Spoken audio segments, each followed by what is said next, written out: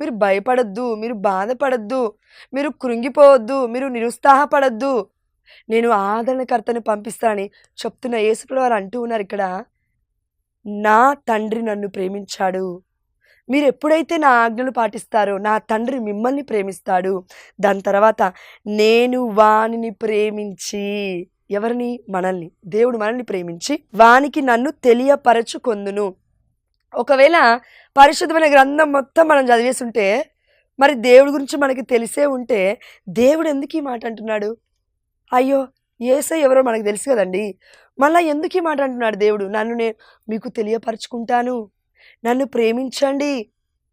అంత మాత్రమే కాదండి, మనకి సామెతల గ్రంథము 8వ అధ్యాయం 17వ వర్షం అనుకుంటాను, లేదంటే 18వ అధ్యాయం 7వ వర్షంలో ఉంటుంది.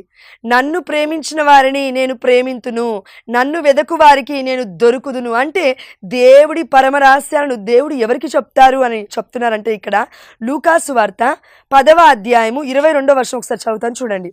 ఎవరికి అర్థమవుతుంది దేవుడి యొక్క పరమరహస్యాలు అంటే, నా తండ్రి నాకు సమస్తమును అప్పగించి ఉన్నాడు. యేసుప్రభువు వారు చెప్తున్నారు, నా తండ్రి నాకు సమస్తమును అప్పగించి ఉన్నాడు.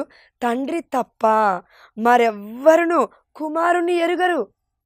అదేంటండి? యావే ప్రభు మనకు తెలుసు, యేసుప్రభువు వారి గురించి వాక్యాలు ఉన్నాయి మనకు తెలుసు. మరి అదేంటి యేసుప్రభువు వారు మళ్ళీ మాట అంటున్నారు? తండ్రి తప్ప మరెవ్వరు కుమారుని ఎరుగరు, కుమారుడు తప్ప మరెవ్వరును తండ్రిని ఎరుగరు.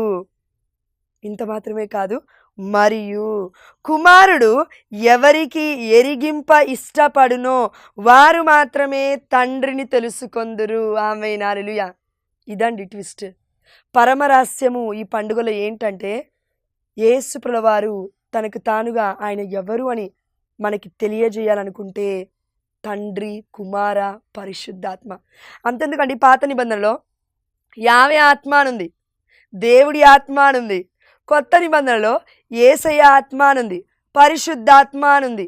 యేసుప్రభువు వారు మళ్ళీ అంటున్నారు యోహాను సువార్త 14వ అధ్యాయంలో, ఇదిగో నేను వెళ్తే తప్ప ఆదరణకర్త మీ దగ్గరికి రాలేడు, నేను వెళ్తున్నాను, అయితే మళ్ళీ కొన్ని రోజుల తర్వాత మీ దగ్గరికి వస్తాను. ఏంటండి ఈ మాటలని, ఈ వాక్యాలన్నీ ఏంటి? యేసుప్రభువు వారిలో తండ్రి, పరిశుద్ధాత్మ దేవుడు లీనమైపోయి ఉన్నారు. యేసుప్రభువు వారు తండ్రి, పరిశుద్ధాత్మ దేవుడు ముగ్గురు ఒకే రీతిగా ఉన్నారు అనే విషయాన్ని మనం అర్థం చేసుకోవాలి. అంత మాత్రమే కాదు, ఆదికాండం 1వ అధ్యాయం 26వ వర్షం మనం చూస్తూ ఉన్నాం. మమ్ము పోలి ఇప్పుడు మానవుని చేస్తాము అని అంటున్నారు. మమ్ము అంటే తండ్రి, కుమార, పరిశుద్ధాత్మ ముగ్గురు అక్కడ ఉన్నారు. అందుకే మానవుణ్ణి ఎవరి పోలికల్లో చేసుకున్నారు? పోలిక ఎవరికి ఉంటుందండి? స్వభావం ఎవరికి ఉంటుందండి? యేసుప్రభువు వారి యొక్క స్వభావమే కదా, దైవ స్వభావంలోనే కదా దేవుడు మనల్ని చేసుకుంది.